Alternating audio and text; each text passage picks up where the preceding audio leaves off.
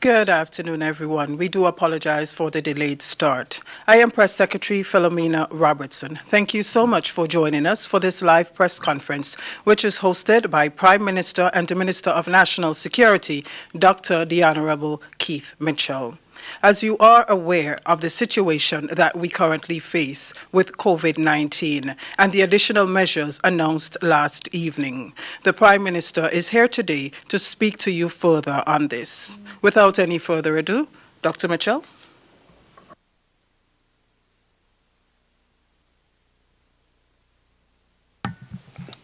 Good afternoon, fellow Grenadians, Carriaconians, Peter Martinicans, all. I want to thank all of you for joining me for this important press conference this afternoon. As we have continuously stated, it is important that you rely on official sources of information, and as a government we have consistently ensured that we keep you up to date with all the necessary information, particularly as it deals with the impact of COVID-19. My dear sisters and brothers all, as I said in my last broadcast, we are in the midst of a war, but it's a war that we can win if we all take the necessary precautions and if we follow established regulations. If we truly care about our health and the health of our fellow men, and if we are concerned about the future of this country, the time has come for us to take personal responsibility to stop the spread of this dreaded virus. In other words, it is we that will determine the success or failure of our undertaking in dealing with this virus. This has been the nucleus of government's message for several weeks. But many of us seem to be oblivious to the very real and present danger facing us, although we are seeing it live around the world, the disasters that are occurring around countries. It has therefore become imperative that we escalate the measures which we have taken to safeguard the citizens of this country. And we do not enjoy doing it at all. As was said by the Minister of Health last evening,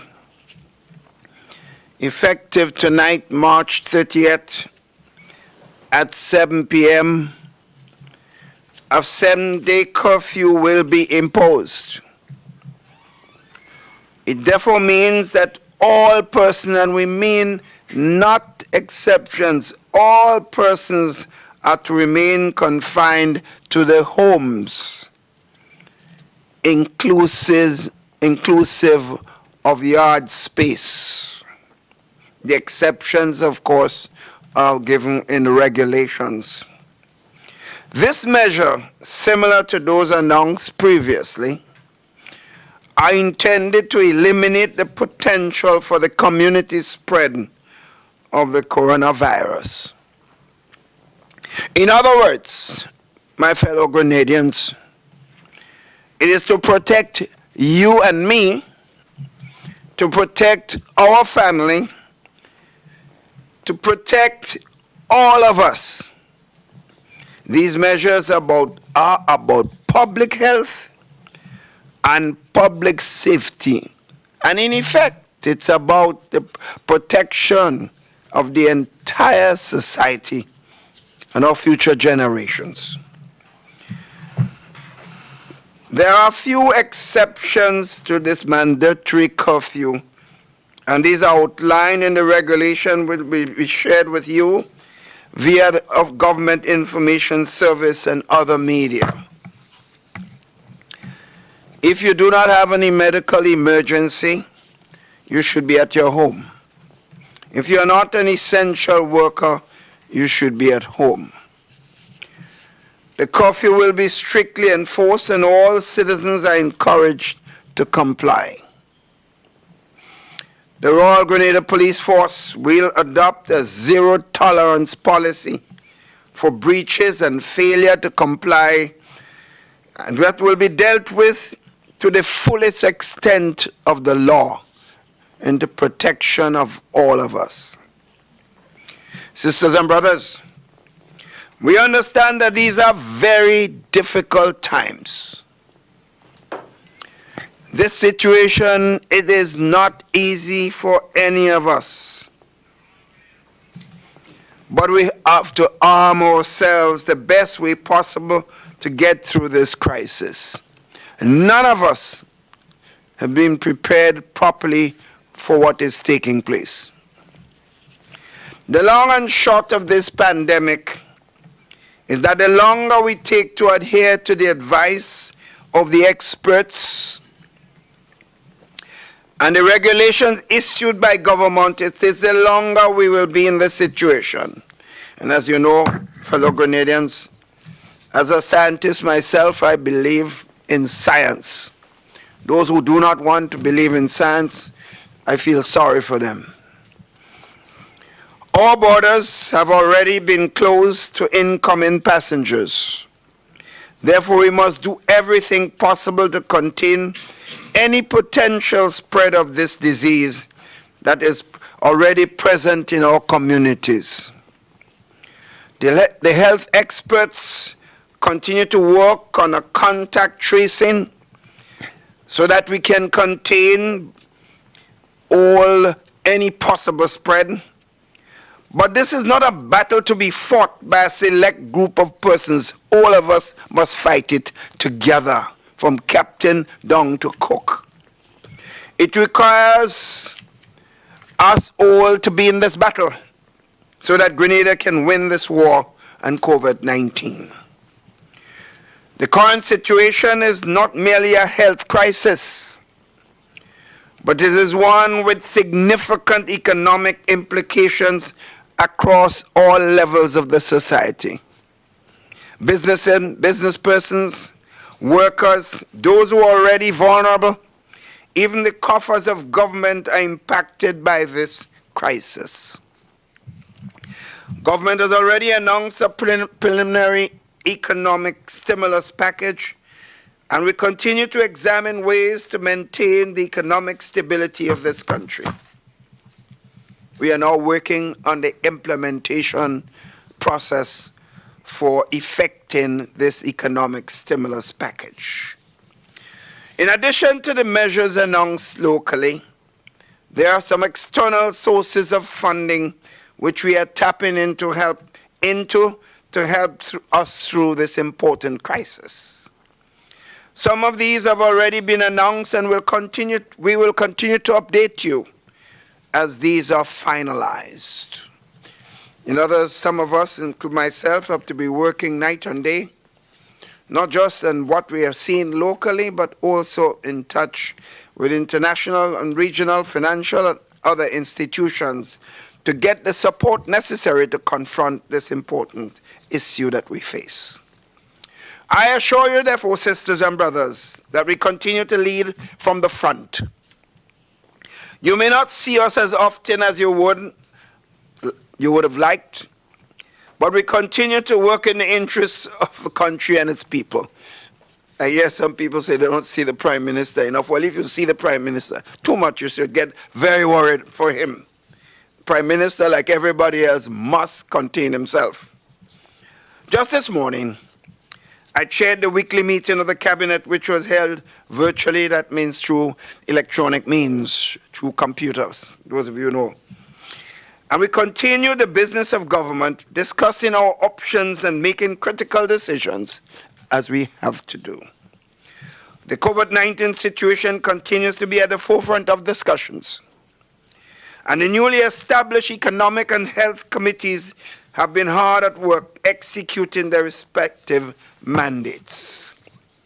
My dear friends, my sisters and brothers throughout the length and breadth of Grenada, Carriacou, and Petite Martinique, I remain confident and optimistic that we will get through this with God's grace.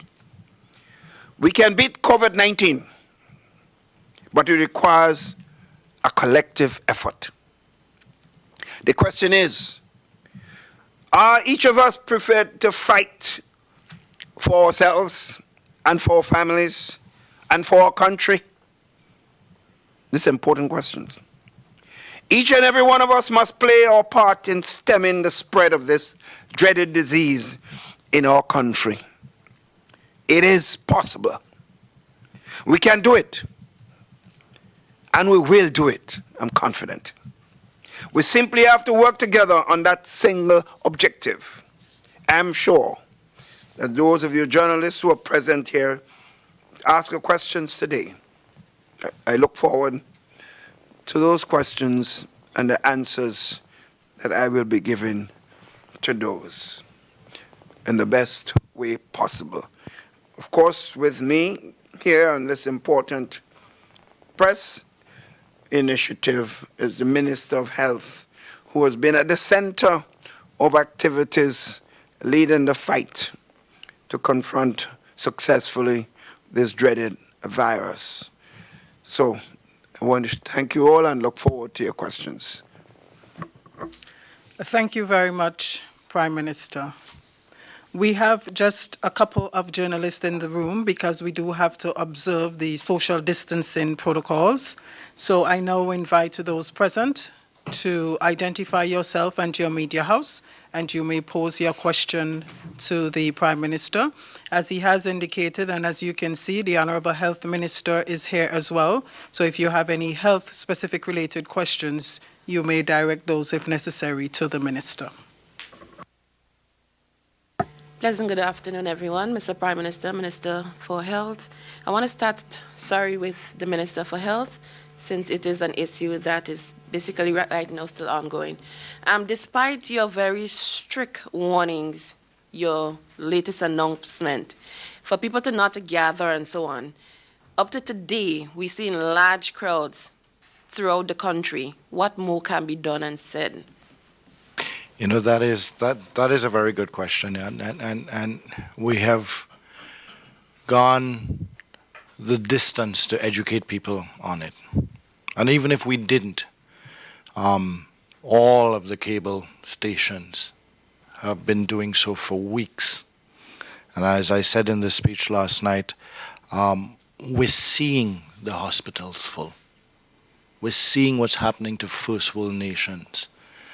And if we doubt, I am sure many Grenadians are speaking to their families in the US and the UK. But still, there appears to be a nonchalant ignoring of.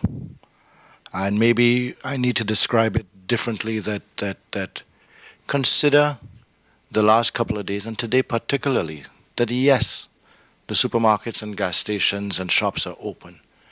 But would you venture out of your house if bombs and bullets were falling and flying? And that is the case right now. There are bombs and bullets falling and flying out there called the COVID-19 disease. It's invisible and it's silent, which makes it even more deadlier. But rest assured, it's out there infecting people. And I see people, we have observed what people are going to the supermarkets for. And they're not going for essentials. I haven't seen anybody coming out with an entire a week's worth of food or so. I see people going for incidentals. I saw people going because they had macaroni and rice in their house. They decided, oh, I don't have potatoes, so let me venture out with the bombs and bullets and look for potato. Let me risk my life so that I can have a little more in my house. Not so that I can have just enough, but that I can have a little more. And that almost is falling into greed and ignorance. And the Bible is full of stories of people who pay the price for that. I just hope that we as a nation do not.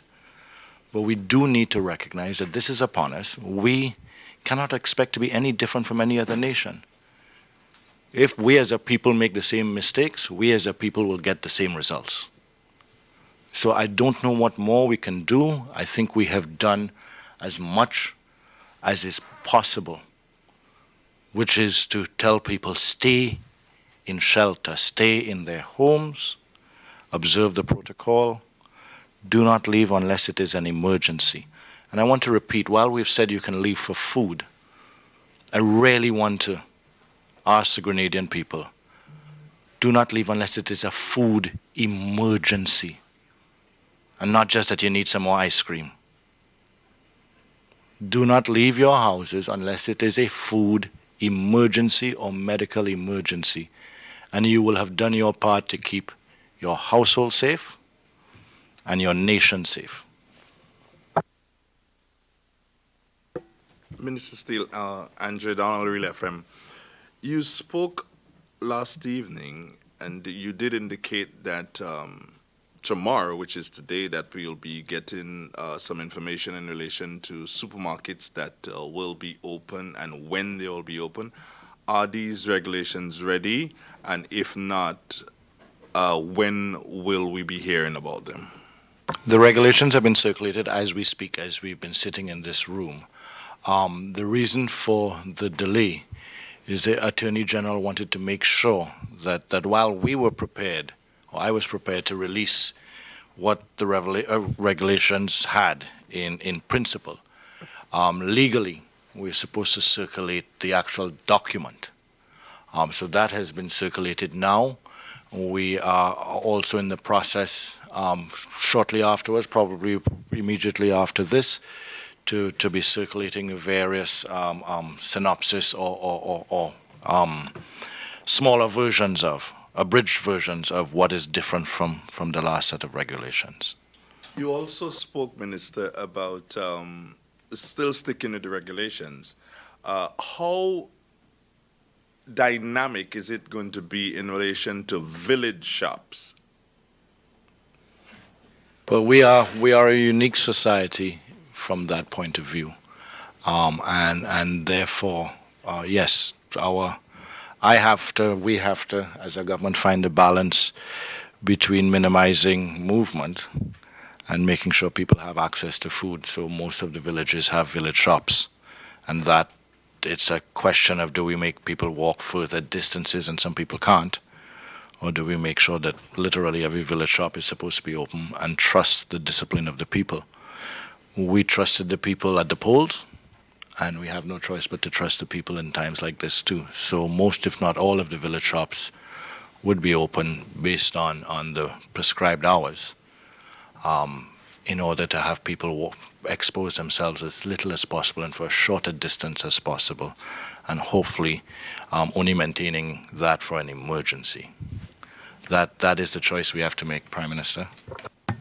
I just think it's important because I think clearly we had no choice really but to allow the village shops, but we expect that the management of the shops would also be understanding of his responsibility to protect himself, his family, and the persons who come to the shop. So they should ensure that the people stick to the protocol that have been established and given. And we hope also that the village shops will also keep sanitizer and other things that he thinks is protective of the health of the people.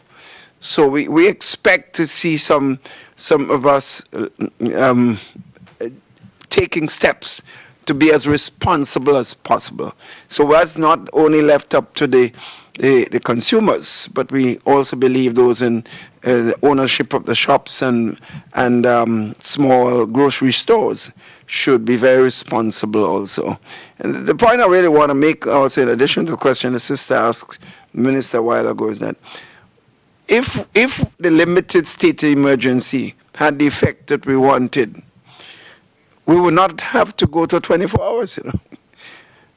It pained me when the recommendation came for me to give support to this. right? It pained me. But when it became clear there is a choice between saving people's lives and dealing with the comfort of some of us, I had no choice. Because I saw it myself as I drove around. Some people, in particular the younger people, seem to believe that they are invincible. No one is invincible. We've seen the cases in the United States, in Italy, in Spain, all over the world, that young people seem to be getting more and more infection. The reason is the older people taking more precautions, and the younger people who believe they're invincible are out there and unprotected. So we are seeing this. And colleague, while the death rate among older persons are higher than younger persons, what people must know, the damage done to your internal system, while you may not die in some cases, and most cases, in the case of young people, it could have severe impact on the quality of life in the future. And therefore, take precautions. This is not a permanent thing. It is for a time. Government is losing a lot of revenue. I don't want to lose revenue because I have a lot of things to do. But I'm prepared, and the government and each of us prepared to make the sacrifice necessary to ensure that we protect lives. So I prefer to have a future living than we have to face the consequences of burying loved ones at this time. As Minister of National Security, Mr. Prime Minister, what can you tell us about the preparedness in terms of having protective equipment in relation to the police force, who is asked to be really and truly at the front line of this, especially at this time? The police has some equipment, but certainly for what we are facing today, we were never prepared for this. Never prepared for this. If we were prepared, as we should be, probably all of us would be carrying face masks as we walk in here this afternoon. But we're not. So clearly the police does not have all equipment, so we are searching for equipment to be able to give them all the necessary protection, and of course the health workers who are going out there and have to face some of the people who may be contaminated at this particular time. So yes, we have some support equipment, but not all that we need, but we are in fact looking. The problem you have is no country was prepared for this. You listen to the great United States with its trillions and they can just print money. We can't print. They just go and print. And yet, they have the army that they could call upon to make all the equipment and support. Yet the people are dying without the service because no one was prepared for this. Not one. And therefore, we would be even a worse situation. Even things that we're trying to acquire because of the lines for the service, for the manufacturers, we find ourselves at the end of the line. So it is a problem. And that's one reason why the first priority each of us must protect ourselves. And do it a little discomfort. I mean, it's difficult being home for some of us that are not used to being home and sometimes having to watch TV longer than hours than we normally. But that's the nature. We have to learn to discipline ourselves and to do what we have to do in times of where we're required to do so. Mr. Prime Minister, on the list of essential workers, of course, I don't remember seeing anything in relation to farmers, and understanding that a lot of them have a lot of produce, and the Marketing and National Importing Board would have put out a notice saying that, hey, farmers, you can sell to us because we understand you have perishable goods. What are we going to do as a nation in relation to dealing with the surplus? Well, dealing what they have in the field, yes. And of course, farmers dealing with their animals. Yeah, here's the problem. If we ever put out a statement or say to people, the farmers have become essential service, then you have a massive problem. What we have said is that with the limited list that we've had, if someone is in a situation to provide a service, to have something which is of valuable to our present situation, they contact the COVID-19 committee, and they will make the decisions to be able to deal with that specific situation. So the committee is on, they have the telephone numbers and all the contact information, they're online. So that is how I think we should deal with it. But if we allow everyone to go out and attend to his goat or his cow, as one asked me this morning, the fishermen want to go out, can we allow the fishermen to declare them as essential service? I said, could you imagine if we made that announcement and every fisherman pull up his boat and go off and all over the place, and you could see the problem that will create. So we just have to, it is a painful time. It is a very painful, there is no easy solution.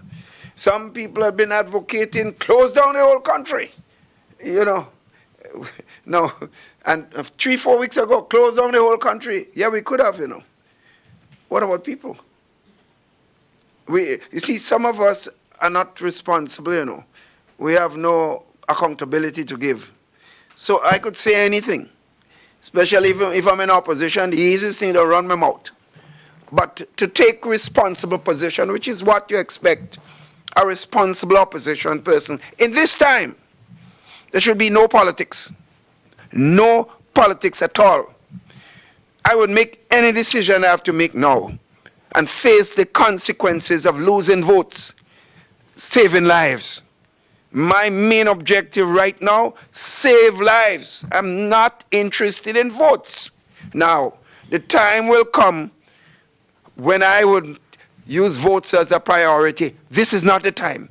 And I hope and pray that every single Grenadian, Carriacouian, Petit Martinican, understand this is a time of absolute unity, no division whatsoever. Because as I saw this morning on television, it is not, you know, in America they define it as red state and blue state. They say it's not red people alone that die, or blue people. All of us will die, red and blue will die. So in other words, yellow or green will die. So yellow and green must save lives.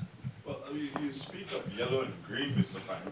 You speak of yellow and green, Mr. Prime Minister, but only a couple hours ago we have heard that there's a possibility of a new opposition leader, which has not been identified by color as yet. Well, can you comment? Well, that's a separate issue. It's not yellow, it's not green, but let's face it, I would not have expected that anyone would want to take a political initiative in this time. I would have thought that any person with any political smarts would do it either before or after. But you know, I've said already, Andre, I have tried to advise my opposition over the years. They have never taken my advice. So I don't know if I can give advice again.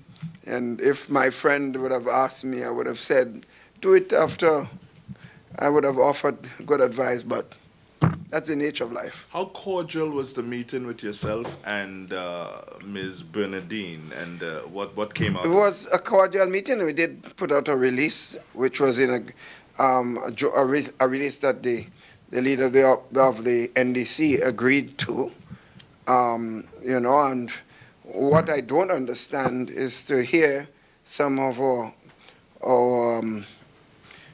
key elements, public relations officers and so on, how they bashing the government, and the same thing that she promised me that the party will not do is what I see that being done outside there, which is running their mouths freely and cussing government and cussing, particularly the Prime Minister, who has the responsibility to lead in this fight.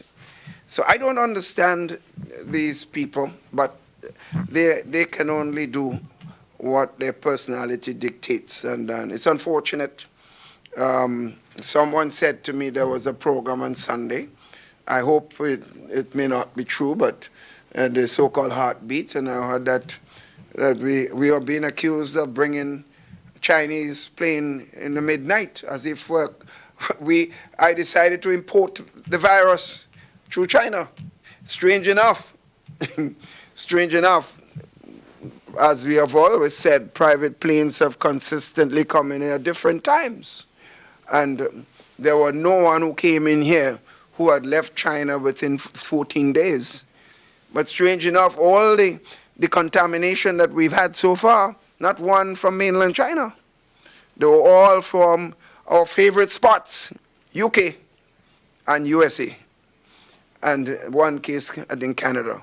So it is unfortunate. But as I said, I wish, I hope and pray, and I call again that every Grenadian, every Carriacouian, every Petit Martinican, let us join hands to confront this dreaded disease. Let me just quickly say that the one case from Canada that the Prime Minister is referring to is somebody who lives in Canada but came through New York. So it hasn't changed any of the information. There is not a case that we're hiding. The person is resident in Canada but was in New York first before coming to Grenada. Good afternoon, Rachel Bain, MTV, Mr. Prime Minister. Yes. As Minister for National Security, what measures will be put in place to ensure that people stay inside? Well, the police has been aggressive. We have given them all the necessary support. They've asked for additional vehicles and to be able to do their work and to police many other spots around the country. And so far, I've been getting reports. They have closed down a number of areas where people will be circulating together. And they just have to continue doing their work. In some cases, maybe they have to arrest individuals because the law is there. It is very clear that the law is clear by breaking what the penalties are like. So it's part of any. So the thing about it, Rachel, is that, what we see in here is not just a Grenadian phenomenon. We've seen it. All my colleagues around the Caribbean are complaining about their citizens. And you've seen it not just in the Caribbean, around the world. I saw cases where in a certain country, a guy is out there with a whip, beating people as they come out of a mosque. So that is telling you that, wherever you go, there are elements of that do not listen to things that in fact are responsible for saving their own lives. It's amazing. You're telling a man or a woman, this is what could happen to you. They're watching it on TV. Yes, they're still doing things that can cause them. Next thing you have them lying in a bed, and it becomes your problem and the state's problems. Okay, Minister Steele, can I have an update on patient 0, please? Patient 0 remains stable. Patient 0 was admitted a couple of days ago. I've lost track on days, but maybe about a week ago, was admitted to hospital and released.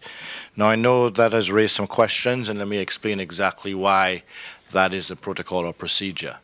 Once an individual does not require 24-hour medical attention and is stable, they will be released from hospital and quarantined in their own house. Reason being, patient 0 was the first patient and only patient in the ICU, the COVID-19 ICU unit.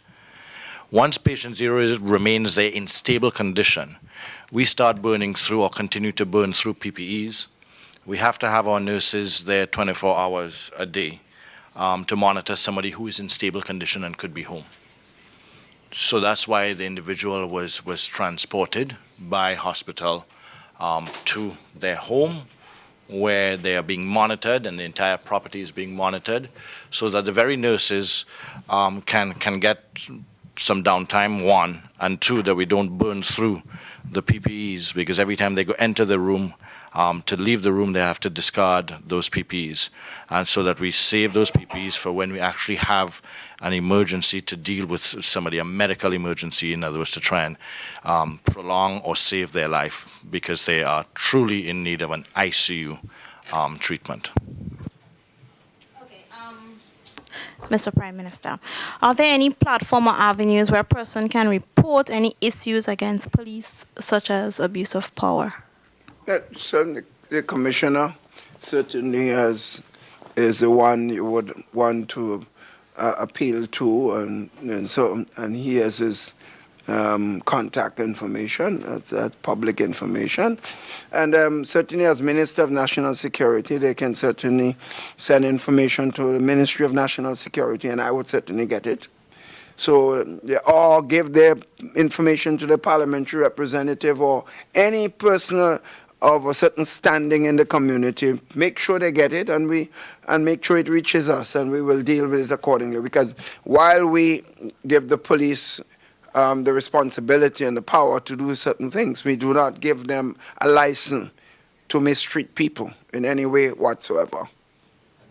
With your permission, if I can add to that too, is that's one of the reasons that the courts have remained open or accessible. So in other words, the courthouse isn't open, but the courts are accessible. And also the AG is moving now to set up a tribunal, because under a state of emergency, limited or not, there is a mechanism for a tribunal as an additional source for individuals. And I know I've been speaking to the chief of police on a regular basis, and he has been monitoring as well that to make sure.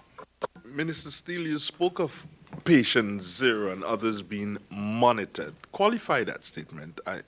I'd love some clarity on that. Property under 24/7 observation, and individual being checked upon at least once an hour or so.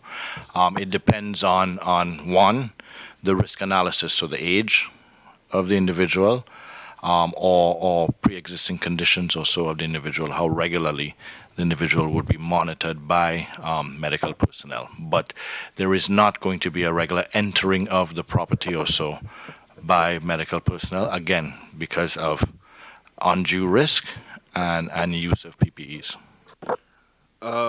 They are... Sorry, sir. Just add that while the Ministry of Health and the government and authorities are doing what they have to do, I keep saying the fight we have in this is not to just the government, and is each of us. So if I was living in that community, I'll be a policeman too, watching that house, because I would not take any chances on my family or friends or neighbors going into that place. So each of us must also take some responsibility to monitor that place also. But Prime Minister, how can we monitor that which we do not know? I think it's well known. I think no, it was not. But it was well known. This is a small country. The people of the communities But can you know. officially tell us, Minister? No, I can't breach the HIPAA laws. But if people find out on their own, that's their initiative. But is it okay then, Minister Steele? Is it okay then for these persons to be in the yard, in the veranda, in their home? Is that an okay practice, sure, or do they have to be inside? Someone, Andrea, as we have said, the safest thing is to practice the social distancing. And the reason that we say that is that if there was somebody in the community now that was infected by COVID-19 and we all maintain the social distancing and the protocols, we could most likely be reducing our risk to almost zero of getting infected. Once we keep our distance from somebody and maintain the protocol with hands, eyes, nose, face, etc., then we've reduced our risk to almost zero. So these individuals, if they're healthy enough, I'm sure need to maintain a certain amount of mental health as well, because it's going to be traumatic for them as well. So yeah, they can move around their house. They're not going to leave the property.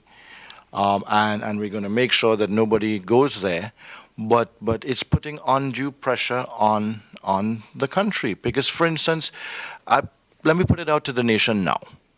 Any of the individuals who are in those lines, crowded for the supermarkets or gas stations or banks or so today, can you tell me who you were standing next to and where that person lives? That if perchance tomorrow I announce that somebody was in the bank that you were in or in the supermarket that you were in, do you know if that was the person that you were standing next to too close? And that's the way we need to think about it.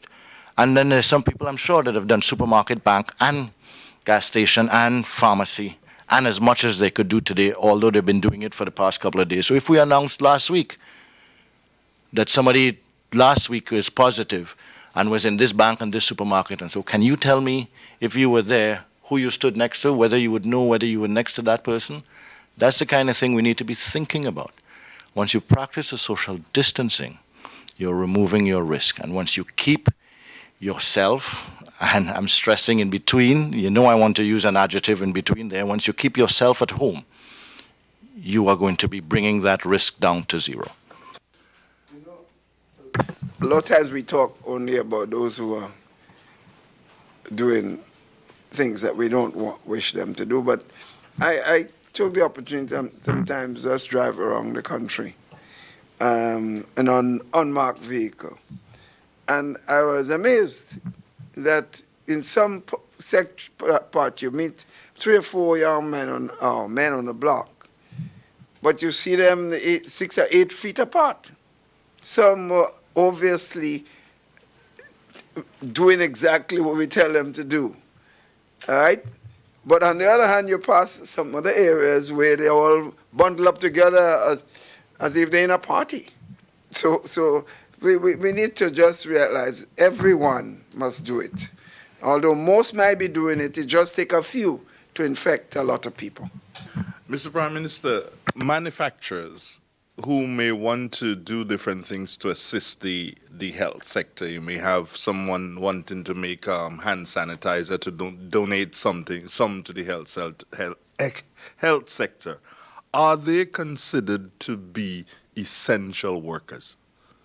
I don't know that we could consider them to be essential workers, but we did say that if there are people that can provide a service that is useful in this time that we're talking about, then the COVID committee is the right place to inquire and to provide information, and they will make a determination what's best and how it can be done. Okay, Minister, still coming back to you. Someone just sent me a question. A quick question. Can you break down, can you say, without naming villages, can you say which parishes are most affected by this? I think what we need to recognize on that is the realities of Grenada. It's convenient when you're in the US to say New York. It's convenient when you're in Italy because of the size of Italy to say the north or to name the villages. But let's be realistic here. Sharing that information is going to give certain people a sense of panic and then others a false sense of security. Our daily movements island-wide and the size of our island, 122 square miles, it matters not which village. Once it's here, it's here. Mr. Prime Minister. That's significant, as the Minister pointed out, the size. Because in a given day, an infected person would have traversed the entire country. And that happens, that did happen. And therefore, one cannot say, well, because that person was in Happy Hill, that means Happy Hill is the place where they would have traveled to St. George's, they would have traveled to St. Andrews. So one has to really, that's why you have to make sure you get all the information, all the contact that person had during the period of their visit, because it's a small country. And that's why it's so dangerous to have people infected walking around and moving around. Mr. Prime Minister, the security forces are right now focused mainly, if I may use that word, on ensuring that people maintain the protocols. However, it seems to have started over the past 24 hours. There was a break-in, in Satiers. How do you think, or where is the security forces now in relation to preventing things like that from happening, having to focus on what is more of a health issue? Well, it just means the job becomes harder to do multiple sets of things at a given time. It's just some strange people. You recall, Ivan, when the place was completely destroyed, men took the opportunity, instead of going to secure their family, they took the opportunity to go and loot. There's a mindset sometimes in no system or institution or country or police force can can deal with all circumstances. I mean, why would someone at this time concentrate and going and breaking open a place in a time that his own life could be in jeopardy? He may collect some goods, and next thing he gets infected somehow because he doesn't know who was there before, who touched the door and left some virus there. So you see, the mindset, I don't know how you control that sort of individual. People are just not conscious enough. So you gain some material and then you get sick, you have to spend even far more than what you gain on trying and get healed. Mr. Prime Minister, delving into your stimulus package, I just want to know, what is the status with the Grenada 30% promise drop in fees? How's that discussion been going? As you know, we are working through the discussion with Grenada, the minister and his team, and we have to meet the responsibility for the decision of the court. So what we have committed will in fact be implemented. We didn't give a time because clearly until we gain complete control.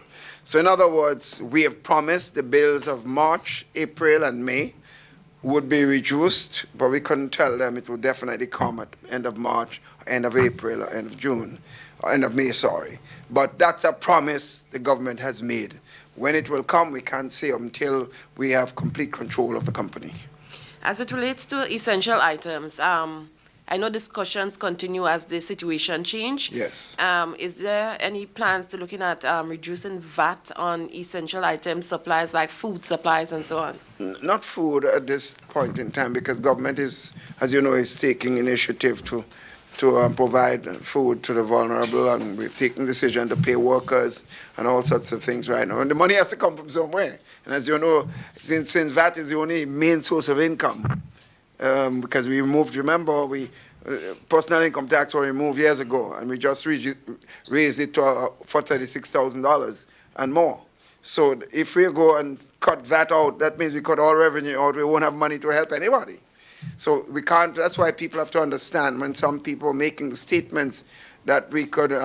They want to know whether we could forego VAT. I said, well, then we could resign, because I mean, if we forego revenue, the government won't be able to help anybody. And you see, VAT, my friend, is a tax that you already collect. It's not yours. So when people ask me if they could, what are you asking? You collect the government money, you collect your profit and the value of your goods. You collect a tax for the government. How it could be asking me what you should do with it? It's like I give you a few dollars to give somebody, and you had a little incident, you decide, well, you're keeping the money, you're not going to pay it. That doesn't make any sense. It's not yours. So pay the government its VAT resources. And that's all we are saying to people, because the government is now committed to help so many people. We were looking, a lot of work was taking place since you mentioned it. We announced the stimulus package, but you realize a lot of work has to be done. How do you get the names of all the taxi men, all the bus men? How do you know all the workers in every single hotel and guest houses and restaurants and bars? It's a lot of work. And I must give the staff of the Ministry of Finance and other concerned citizens who have come forward to help a tremendous credit. They brought yesterday, we were working all afternoon yesterday. And when they came with all the forms that they have already designed, I was amazed the amount of work that was done already. And today, for example, they're doing a revision because I gave some directive as to some of the modification and going forward. And so the hardest task we face right now is identifying the vendors, because we want to help the vendors, the tourist vendors who normally would do well at this time of the year. They get nothing right now because all the cruise ships have not come to our shores. So and the market vendors, we have agreed, while some of them can sell some of the produce in marketing board, we don't believe marketing board will pay them the price that they normally will get from individual members like us who go to the market. So we will want to give them something too. But But where do you get that data? I mean, in the case of the workers in the hotel, they're on the Inland Revenue file, so you could go and find out how much they were making and so on. But market vendors, bus drivers, taxi drivers, a lot of work has to be put in place. We're working at it, and I think we're getting there. If you was to give an estimation as to how much money is government going to have to find to fit all of these payments? Well, that's the task. That's the task where we are, because remember, I stated an amount that we make available. Remember, we don't know how long this thing could go on. So while we said 3 months, it could be 5 months, 6 months. So we can't just eat up the 20 million overnight like that, because if it doesn't end now, in 3 months, we'll have to find additional resources. So one has to be careful.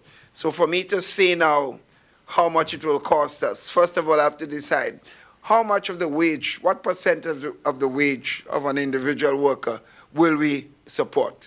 Is 40%, 30%, 50%, 60%? I can't say it. So we're looking at numbers.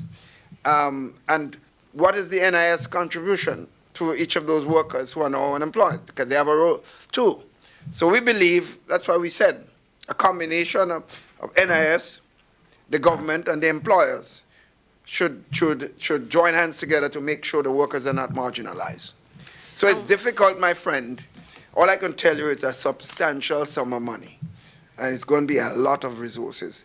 The positive thing is that, and that's why when people say they have not heard me and seen me, listen, we've been working.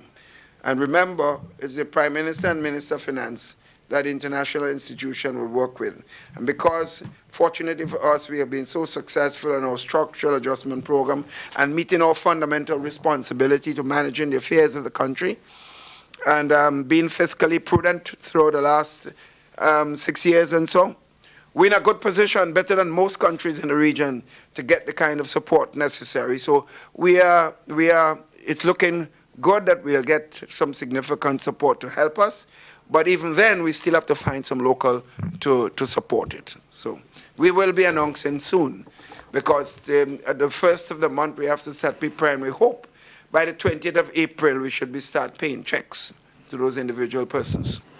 Okay, so Mr. Prime Minister, in terms of Carriacou and Petit Martinique, totally cut off from trade with no boats allowed to travel to Grenada, what provision is being made to ensure supplies are available to these two islands? Okay, you want to comment on this? You know, Carriacou and Petit Martinique, we've been interacting with regularly, and yes, that is one of the concerns. They're cut off by the sea with respect to also medical attention.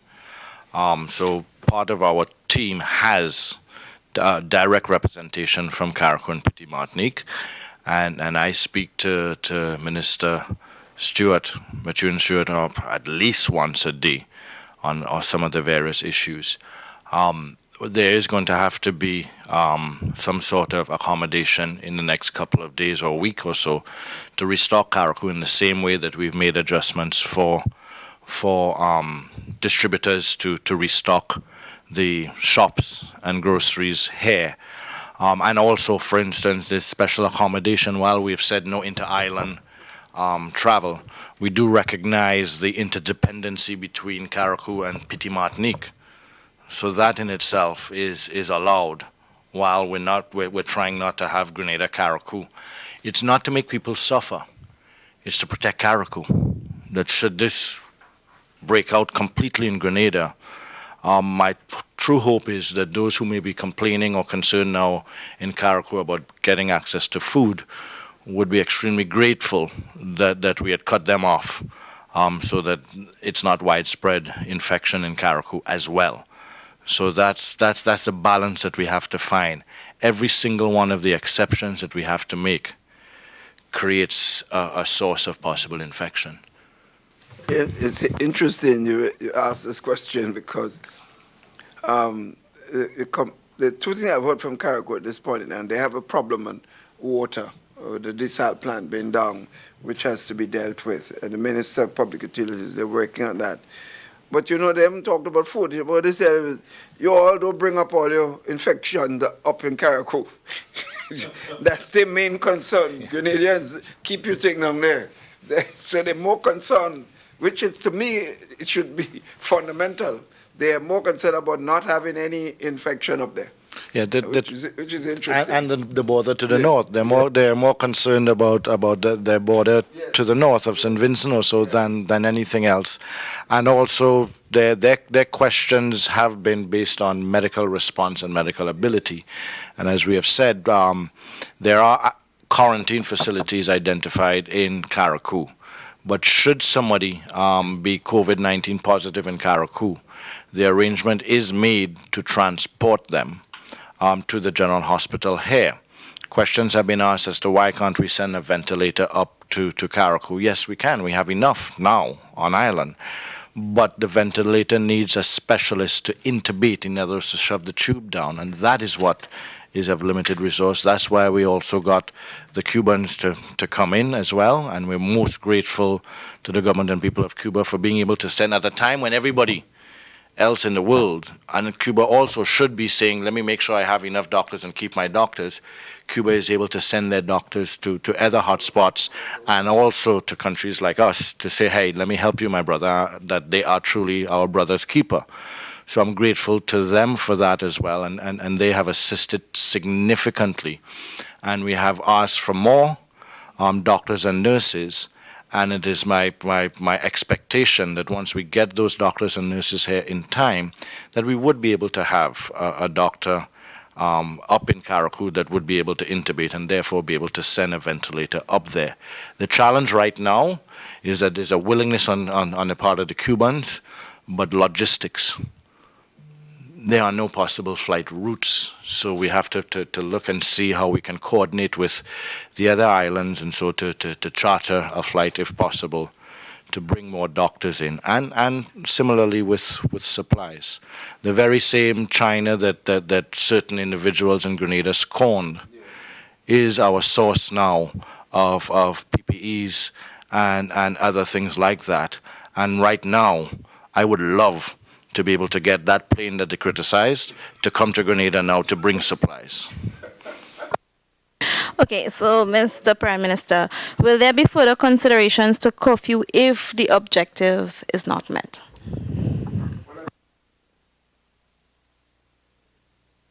Done a 24-hour curfew. The only additional thing is if we notice some areas that we have allowed as essential is becoming a problem, then we'd have no choice. But we'd have to weigh the factors involved. What measures were put in place for self-employment or small businesses? They announced an additional $5 million at the Grenada Development Bank.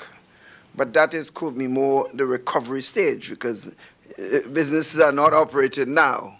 So it is for stimulus to resuscitate business activities post COVID-19 period. So that is there, and we have the $7 million additional to what we had in the budget for small hotels. So that also is there, and of course we are looking at various initiatives to help business with the GIDC and other areas of government services.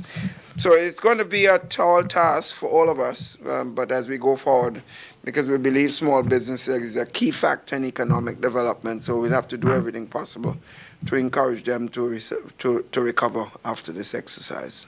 Mr. Prime Minister, you're talking money, you're talking figures there. How challenging do you believe it will be, understanding what is now, in terms of meeting your government's commitment and salaries for the next 3 months or so?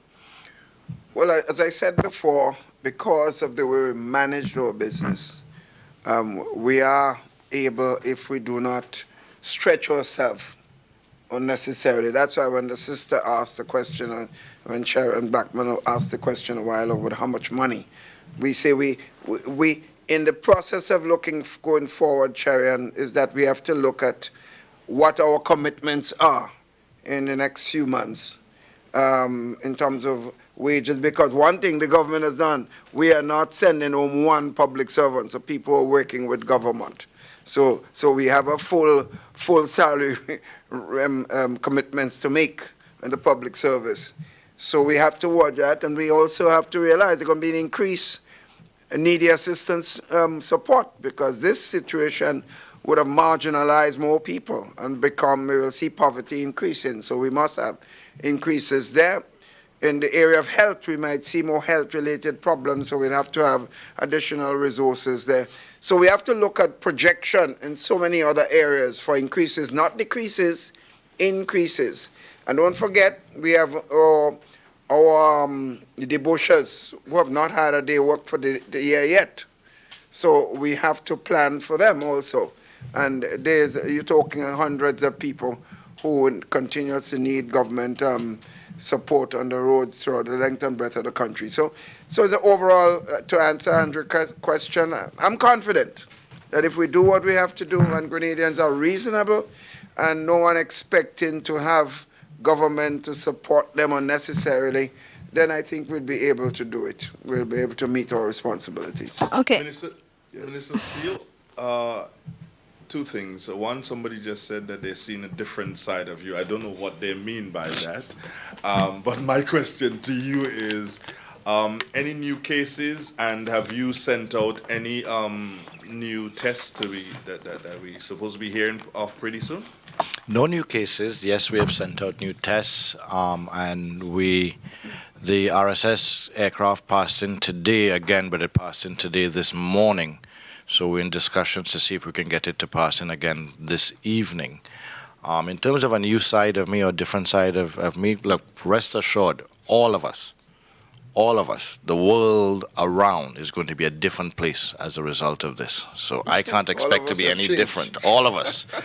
But I want to comment on the testing, because there's been a lot of questions on the testing, and one of our roles, responsibilities, as I said last night, is to listen and react. So there will be launched by end of today a website that you can see live the number of cases worldwide, the number of recoveries worldwide, the number of cases in Grenada, the number of tests outstanding, and the number of positive results. So you can see that live. And in terms of the positive results, it's adjusted after we make the announcements, because I don't want people to ignore the announcements. But with respect to the testing lets us know what the reality is. It doesn't change the reality. Testing lets us know what the situation is as of when we have tested. So if I am saying, and we've been saying for quite a while, that we believe the reality is that there are cases out there that we haven't found as yet, the testing will let us know, okay, we found one or two or three. It doesn't mean that because we found one or two or three more, that at that point there were only one or two or three more. It just means that that's the reality that we are able to see. But I guarantee you two things. As long as people continue the type of activities that we're seeing today and the previous days, there's going to be a lot more testing. A lot more testing. And each time, and I'm begging on this because we're entering a new period as of 7 o'clock tonight. What we entered tonight, if on the first break for people to come out for food, which would be Wednesday, if the same thing happens on Wednesday as what we saw today, we as a health committee, COVID-19 committee, are going to have no choice but to go to the Prime Minister to say that it does need to be extended further. And if on the last day of April, the 6th of April, that we said this would end, if the activities start back again, we're going to have no choice but to go to the Prime Minister and ask for a further extension. As long as the ignoring of the protocols continues, we have to protect the nation as a whole and those who are complying. You know, in all this, we have to have lighter moments, huh? And so last night when we decided that the Minister Steele is going to do the address, and we decided that I would do this press conference. We got a few calls from people Prime Minister, please, you do the address, because every time Mr. Steele come here announcing more cases. So I thought that was funny. I like to note. So they brought me, I don't announce cases. Mr. Steele, anytime they hear him, more case, more case. I'm the bearer of bad news. The media. I'm part of the active media, if I call it that, and so others here. And there's some of us in the media who understand and know what we have to do.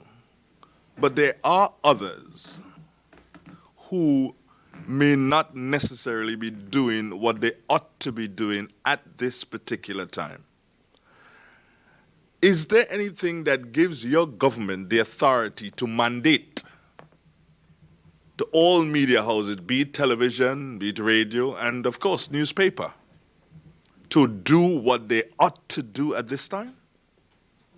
You know, I have consistently, Andre, you've heard me over the years talk about the irresponsible nature of some persons involved in what I consider so-called press, because to me they don't represent. When I talk about press persons, I talk about someone who is bring news based on facts, and who doesn't have an axe to grind, but simply brings information, and who likes it, who doesn't like it, but the facts speaks for itself.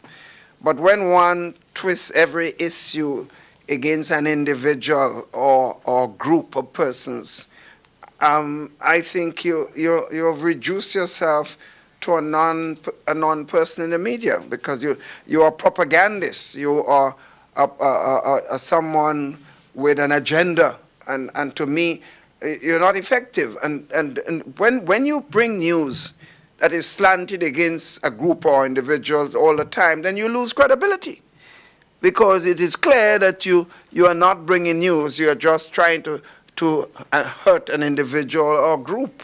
And to me, that's not a media house. I mean, I hope and pray we're going back to the days we could have more of the Alistair Hugheses and Leslie Pear and people. And you have some young, responsible members of the media, and hope and pray that, unfortunately, they need as much support and training as possible to become the kind of news person, I think that I believe many of them would like to be. So it's unfortunate.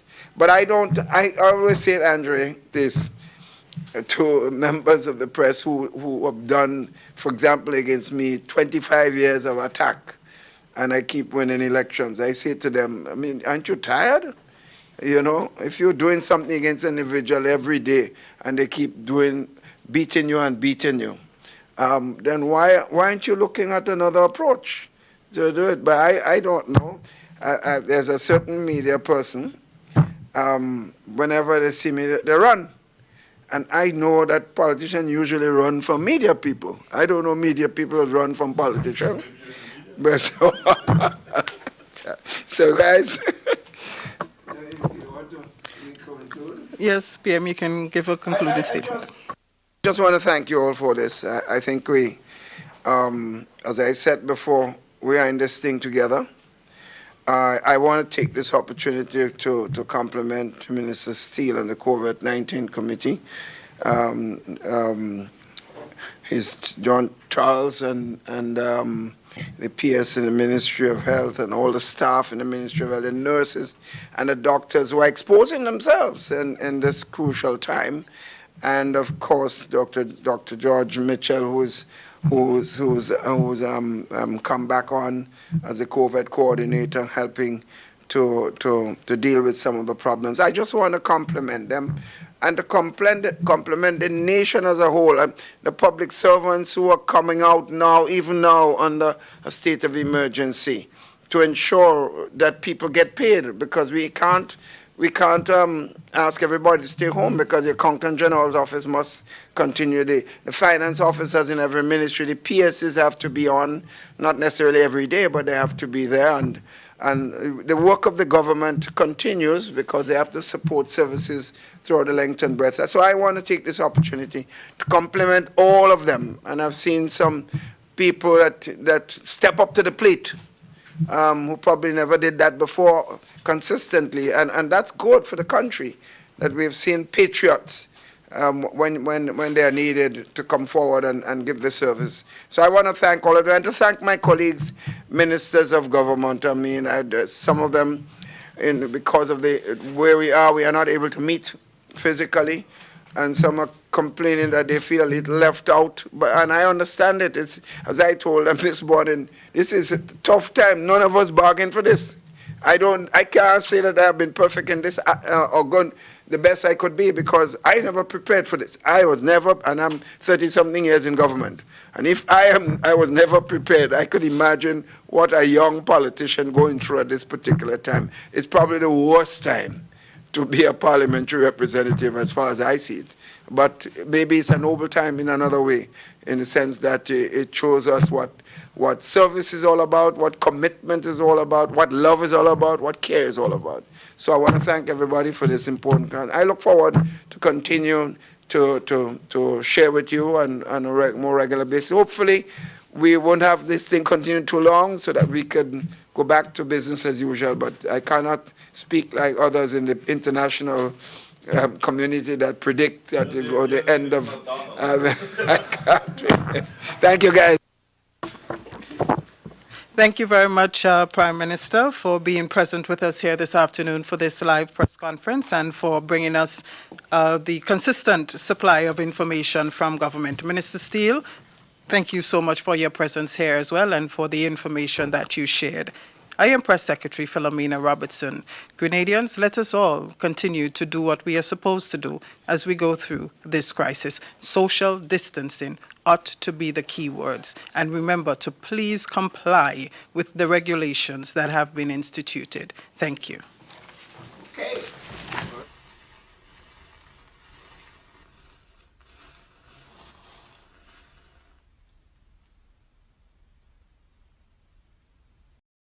Jerry, why government trying to change laws and regulations relating to the electricity sector? Suzanne, do you know that the government sold majority shares in the then government-owned electricity company? You're serious? Grenlec was owned by government? So how much they sold the company for? The NDC administration in 1994 sold 50% of the shares to an American company for $15 million. 15 million? You call that sell? That was a giveaway, man. Well, I'm happy someone like you said that. So, what the NNP government trying to do now? Suzanne, the main reason the government is trying to change the law is to ensure that ordinary Grenadians like you pay less for electricity. Do you remember when we used to pay more than $2 per minute for some telephone calls? Well, today we pay as little as 30 cents per minute for local calls. That's because the NNP administration took the bold decision back then to change the law and open up the telecoms market. Boy, I remember how much I fought against that. The thing is, I never trusted that plan. But now I've seen the benefits. I can even talk to Tom, Dick, and Harry for free. I mean, Jane, Jill, and Mary. Well, I'm not concerned about who you talk to. But more importantly, Suzanne, how much was your last electricity bill? Don't go there. I was just disconnected. I can't even afford it. That's why the government is trying so hard to find a way to reduce the cost of electricity in Grenada. We have the highest rates in the region. COVID-19 spreads from person to person through the droplets that are produced when someone coughs or sneezes, which makes it easy to spread between people in close contact. Now let's get prepared to stay healthy. To reduce your chance of catching or spreading COVID-19, practice these simple everyday preventative measures. Droplets can also land on surfaces, so ensure that you wash your hands frequently for a minimum of 20 seconds or sing the happy birthday song twice. Avoid touching your face, especially your eyes, nose, and mouth. If soap and water are not readily available, use an alcohol-based hand sanitizer with an alcohol content between 60 and 90%. 70% is ideal. When you cough or sneeze, cover your nose and mouth with a flexed elbow or a tissue. Dispose of the tissue immediately and then wash your hands. If you notice someone has a fever and cough or other symptoms of respiratory illness, avoid close contact when possible. Let's all do our part to ensure that each and every Grenadian remains healthy. Our health is our collective responsibility. Stay up to date with all that's happening with the new national party, NNP. Send us a message via text or WhatsApp on 405-8683 with your name, email, and constituency. Stay in the know with NNP. Get updated.